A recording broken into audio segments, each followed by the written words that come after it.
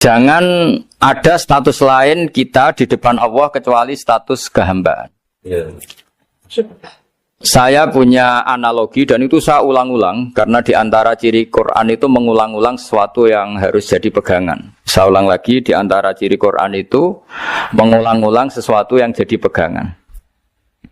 Jika kita belajar ilmu fisika atau ilmu apa saja, maka kita akan bicara materi sesuai statusnya. Jadi kita harus latihan untuk iman kepada Allah. Saya tanpa mengurangi rasa hormat, saya memberi contoh begini ya. Ini jam, materinya dari besi. Ini kertas, materinya ya kertas.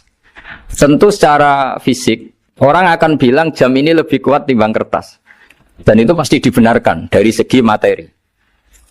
Tapi kalau Anda beragama dan Anda tahu bahwa pengendali alam raya ini Allah Ta'ala, maka kamu akan bilang, terserah Gus Baha gitu. Bisa saja jam ini saya punya niat saya hancurkan, kertas yang lemah ini saya simpan.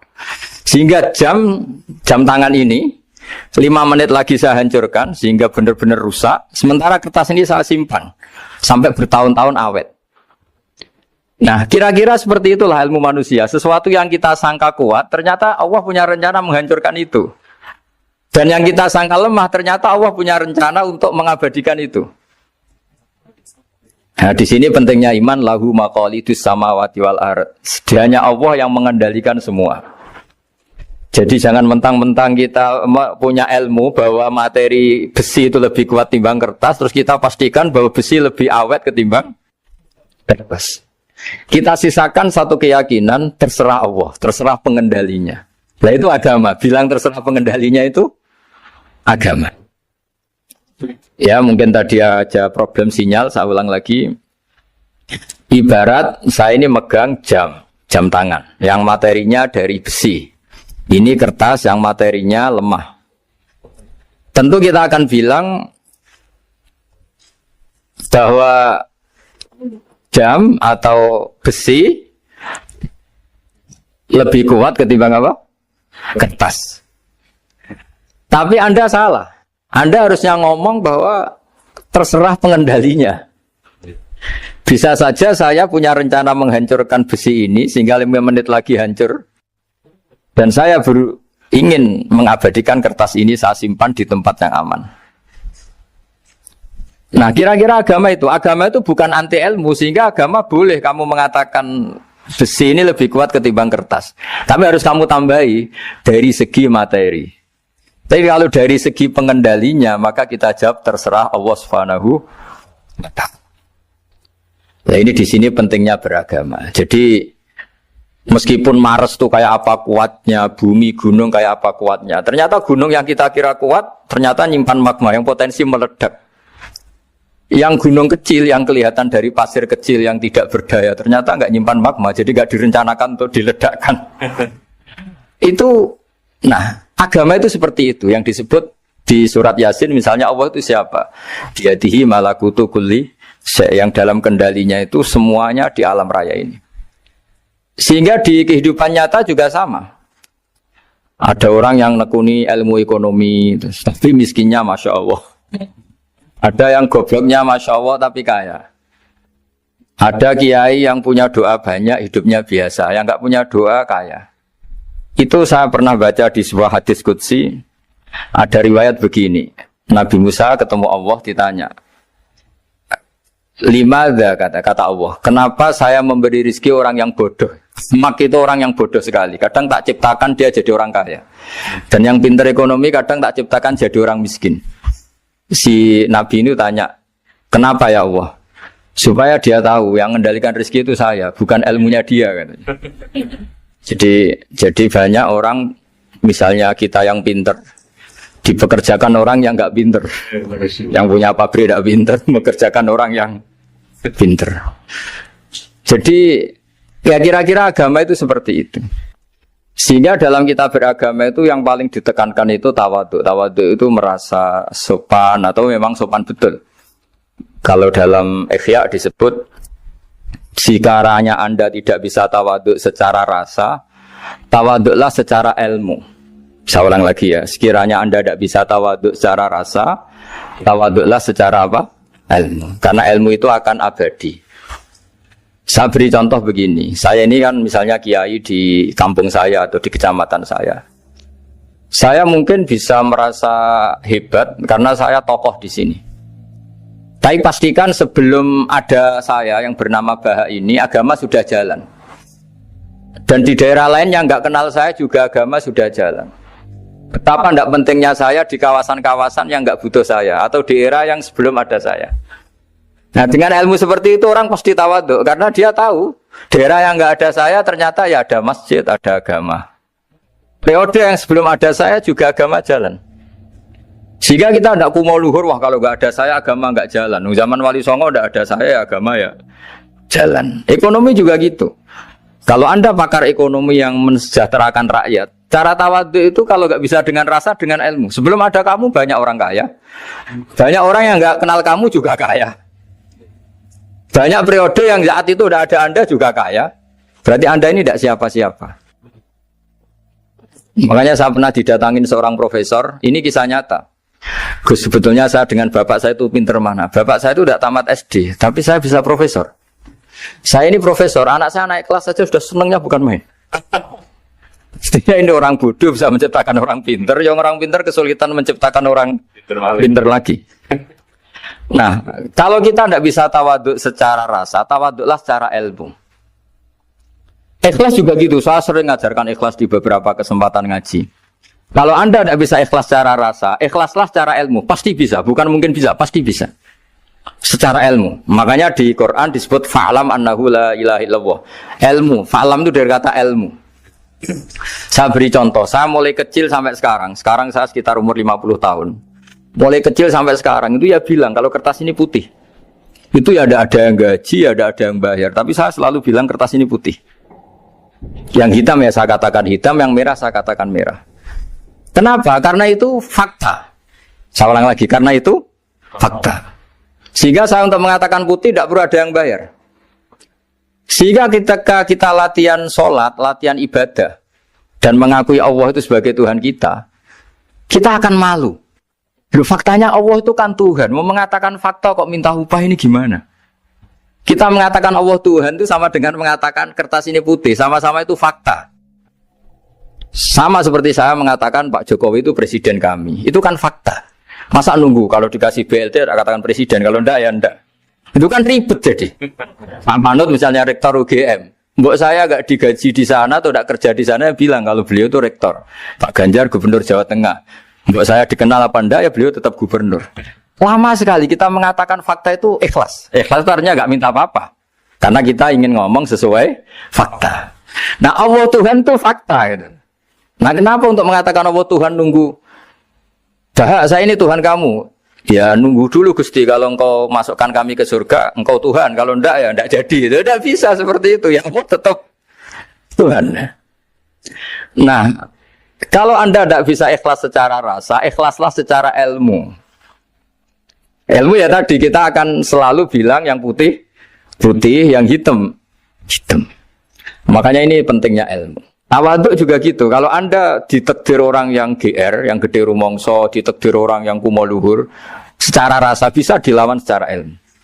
Ada periode di mana sebelum ada kita yang kaya ya banyak, yang dapat hidayat ya banyak, yang terpelajar ya banyak. Ada daerah yang nggak kenal kita, nyatanya pendidikan di situ jalan, sistem sosial baik. Betapa tidak pentingnya kita. Nah ini nanti memaksa kita atau melatih kita untuk tawaduk. Nah dari hikmah ilmu itu kemudian kita minta maaf sama orang lain itu mudah. Karena kita sadar bahwa adanya kita ini problem. Saya sering digojlok orang-orang kaya. Orang-orang kaya itu ya kadang agak kurang ajar tapi nggak bisa dibantah.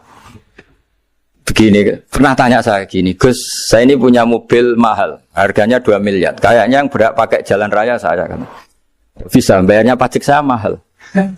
Sehingga kayaknya paling pantas saya. Yang naik ontel itu kan nggak bayar pajak. Harusnya nggak boleh pakai jalan gitu. Terus saya bilang, babanya yang naik ontel itu pejuang, bapak kamu enggak kata. Kamu enggak warisnya kata. Artinya ada teori dalam kitab hikam itu kitab tasawuf dalam pesantren. Itu kebaikan saja di soal. Misalnya begini, kita ini bangga sebagai urip yang tertib, hidup yang tertib di kantor, di tempat-tempat pekerjaan. Tapi kalau itu semua terjadi, kalau ada kecelakaan di jalan itu nggak ada yang nolong langsung. SAR paling efektif, tim penolong paling efektif ya orang-orang nganggur itu. Orang-orang yang di jalan-jalan di perapatan itu kalau ada kecelakaan langsung nolong. Itu nanti ambulan itu yang kedua, ketiga, yang nolong pertama ya orang-orang yang nganggur-nganggur di jalan itu. Ada orang tersesat nolong. Maka ketika seorang sahabat tanya, ya Rasulullah, kalau engkau melarang kita jagongan di jalan, itu kita tidak bisa. Tapi kata Nabi, ya silahkan saja, tapi adu haqqat thoriq, kamu di jalan itu datangkan. Apa itu? Ya kamu bisa amar ma'ruf nahi mungkar. Coba kalau di terminal, di tempat publik banyak orang yang soleh, itu nanti copet ya sungkan. Yang mau jambret ya sungkan, karena yang di situ orang-orang soleh. Nanti yang nggak sholat juga sungkan, karena yang di situ banyak yang sholat. Jadi kenyamanan orang pergi jauh di tempat-tempat sepi itu ya barokahnya orang-orang nganggur terus ngaji, wah nengkono masih rame, ada orang yang di perapatan, di pertigaan. Bayangkan kalau ini orang-orang soleh, pasti itu nyaman. Karena wilayah publik dihuni orang-orang yang soleh. Tapi orang pasti bilang itu nggak tertib. Kita inginnya hidup ya tertib di kantor atau yang suka di masjid, di masjid. Tapi kalau itu terjadi, itu nggak ada tim SAR gratis yang setiap saat kalau ada orang kecelakaan nolong. Makanya dalam makalah hikam itu paling masyhur diantaranya itu manusia itu siapa? Manusia itu mangkanat mahasinuhu masawiyah, fakih falatakun masawihi masawiyah. Manusia itu orang yang saat baik saja ada salahnya, apalagi masalah. Jadi kalau kamu punya toko lagi laris dan saat laris itu Anda ngerumat keluarga Anda melakukan kebaikan pada keluarga Anda, pasti ada toko lain yang termahjubkan, yang tersingkirkan. Makanya saya pernah diskusi sama kiai besar, guyonan sama saya. Kita kalau kiai besar sebaiknya kalau diundang di musala kecil datang apa enggak? Kata kiai yang satu, jangan datang Gus, itu jatahnya kiai kecil. Terus kata yang satu, datang Gus sebagai bukti tawaduk bahwa kita kiai besar pun mau diundang yang kecil. Akhirnya kita ini ya kadang datang kadang enggak, karena kadang kita enggak datang supaya jatah rezeki kiai kecil enggak terambil. Kadang ya mau datang supaya dikira tawaduk. Makanya kalau seorang profesor sering terubah di bawah itu ya kasihan yang S1, SPDI itu kan nanti enggak jadi bintang kalau profesornya sering turun. Kalah terus itu tuh. Jadi kadang-kadang itu orang itu harus berpikir secara ilmu, jangan rasa terus. Jadi itu ilmu. Jadi semua yang kebaikan yang kita lakukan itu secara ilmiah bisa diperdebatkan. Ada orang senang ngomong serius supaya bangsa ini maju. Tapi bapak saya itu pesan saya, kamu kalau ngiyai itu jangan sering ngomong serius kan. Masyarakat sudah capek mikir utang, mikir keluarga. Begitu sowan kiai dijak ngomong serius lagi nanti capek kan. Sehingga kiai dulu itu kalau ketemu orang ya guyon terus. Karena tahu masyarakat sudah capek. Sudah banyak yang takut tanggal kredit gitu. Sudah takut tanggal kredit, takut problem sowan kiai diancam neraka lagi, itu kan ketakutan berkali-kali. Jadi makanya ini kan kebaikan itu dievaluasi karena kita tidak nabi, tidak wali. Jadi kalau kata hikam itu apa yang Anda kira baik itu ada masalah, apalagi sedang masalah. Saya sering cerita ada orang suami istri harmonis sekali. Itu tanyakan ibunya, pasti mulai gak peduli dengan ibunya karena terlalu harmonis dengan istri. Tapi itu pasti bukan mungkin lagi. Jadi jangan tanya istrinya, tanya ibunya. Oh, jok nikah lupa saya. Ngalor ngidul sama istrinya. Tanyakan temannya. Wah, itu jok nikah lupa temennya. Tapi yang baik sama teman, tanyakan istrinya. Jatah belanja untuk ngopi. Begitu terus itu. Jadi siklus sosial itu. Nah, di sini pentingnya saling minta maaf karena dalam kebaikan kita pasti ada kesalahan. Ketika karir kita baik di pemerintahan maupun di kampus, pasti dengan sendirinya ada yang agak tersingkirkan. Meskipun itu sudah hukum alam. Tapi apapun itu kita harus minta maaf. Makanya banyak, saya sering cerita berkali-kali, dulu itu ada dua nabi yang seangkatan. Itu luar biasa debat ilmiahnya, tapi debat baik. Mulai dulu ya ada polemik itu ya mulai dulu ya ada. Yang Nabi Yahya itu suka berkawan orang-orang soleh. Kalau ditanya, kenapa kamu berkawan orang-orang soleh? Ya enak lah, karena berkawan orang soleh.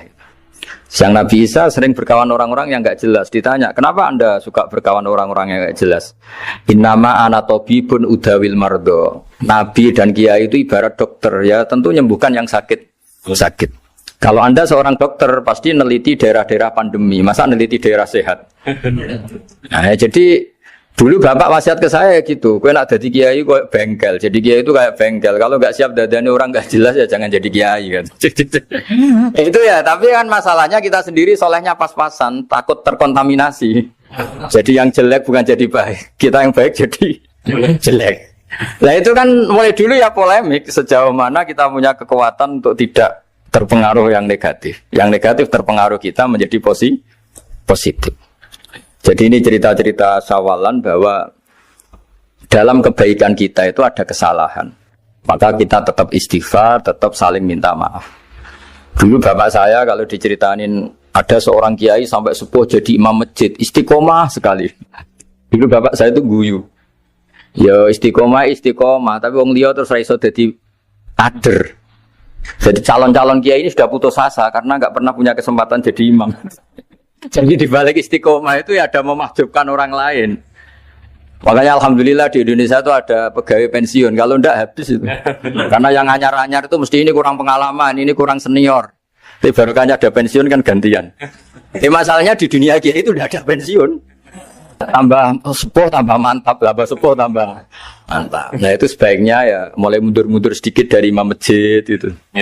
Ya nyari-nyari yang lain lah supaya ada kaderisasi, ada. Jadi intinya itu di balik kebaikan yang kita lakukan pun itu ada masalah sehingga kita butuh istighfar. Di sini pentingnya dawuhnya para wali-wali, dulu ada istilah wastighfaruna yahtaju ilal istighfar. Ketika kita minta maaf, sebetulnya minta maaf sendiri itu butuh minta maaf lagi. Minta maaf lagi itu butuh minta maaf lagi. Misalnya saya dengan Mas Hilmi ini akrab, pernah pakai uangnya misalnya.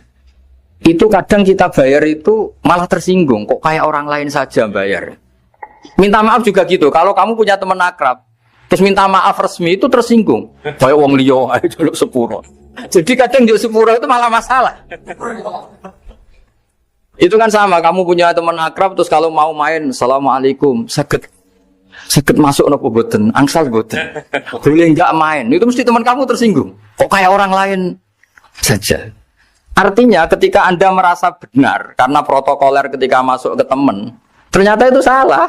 Teman kamu maunya enggak protokoler karena sudah akrab. Tapi ketika kita merasa akrab, ternyata selonang-selonang dianggap problem, kita tidak pernah tahu. Nah di sini kata ulama-ulama, minta ampun itu kebutuhan manusia, karena dalam kebaikan kita pasti ada kesalahan. Makanya disebut wastighfaruna yahtaju ilal istighfar. Kita selalu diajari Rabbana dzalamna anfusana, ya Allah, kita ini selalu mendolimi diri kita sendiri. Jadi saat kita baik pun ada unsur kesalahan. Yaitu tadi, kalau Anda jadi orang pasti ada yang termahjubkan. Kalau Anda kiai besar atau profesor atau pejabat turun ke bawah. Ya kalau gubernur turun terus ya bupati gak jadi bintang. Kalau saya kiai besar misalnya turun terus ya kiai kampung itu ya kasihan. Saya pernah diundang Manakipan tidak datang itu kiai kecil bilang, matur nuwun Gus gak teko. Aduh iwake gak untuk saya katanya. Barokahnya saya ada. Itu lucu ya, matur nuwun betul. Matur nuwun Gus jenengan gak dugi jadi. Akhirnya jatah besarnya untuk saya. Nah, tapi yang punya rumah komplain. Terus udah ngeratau teko PP aku wong cilik. Nah, ini saya harus mendahulukan versi Soibul Bait yang punya rumah apa versi kiai yang termahjubkan. Artinya pilihan apapun saya harus istighfar karena ada saja unsur salahnya. Ya makanya ini kan makanya ya saya minta UGM juga saya sering undang saya terus nanti dikira karena kampus besar Gus Bak mau juga keliru lagi.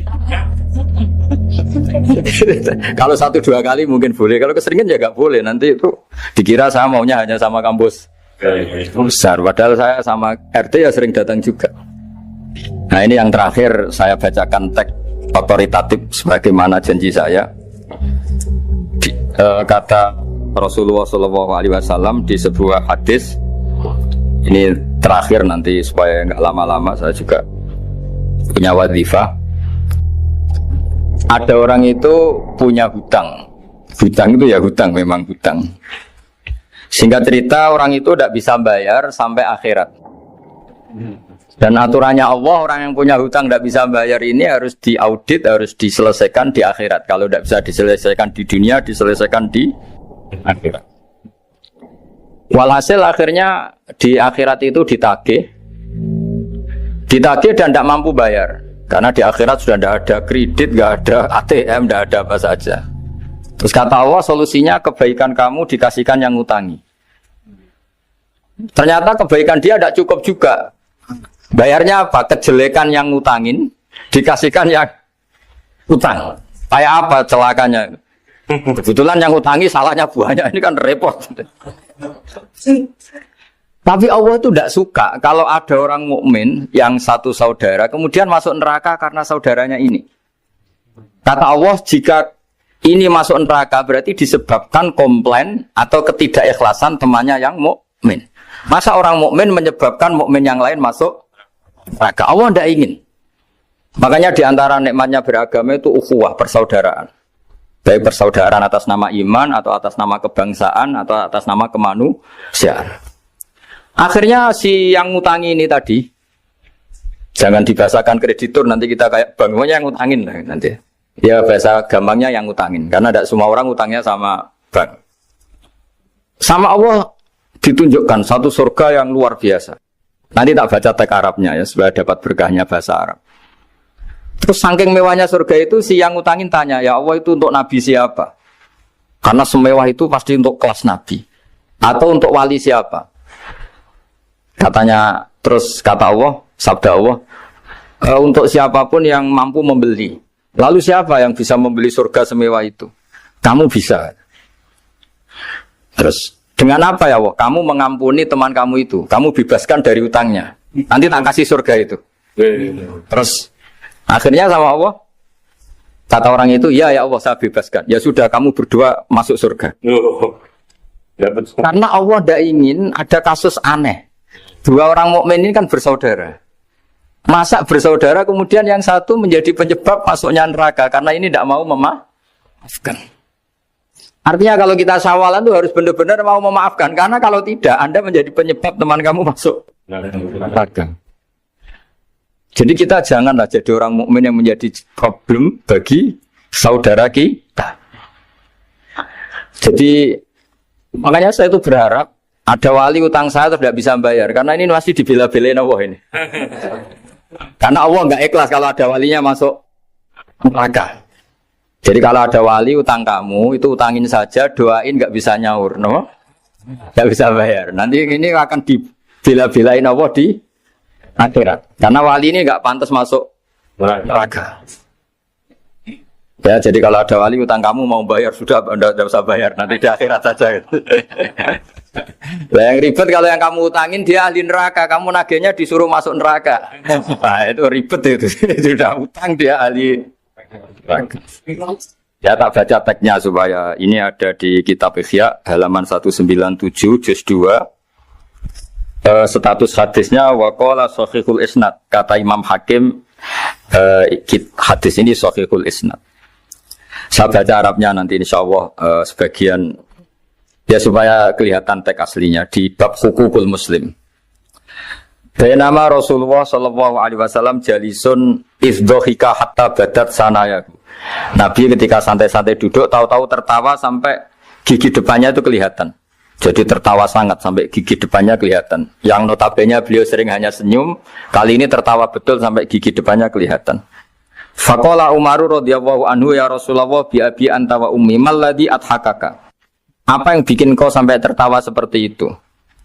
Qala rajulani min ummati jasaya baina yaday rabbil izzah.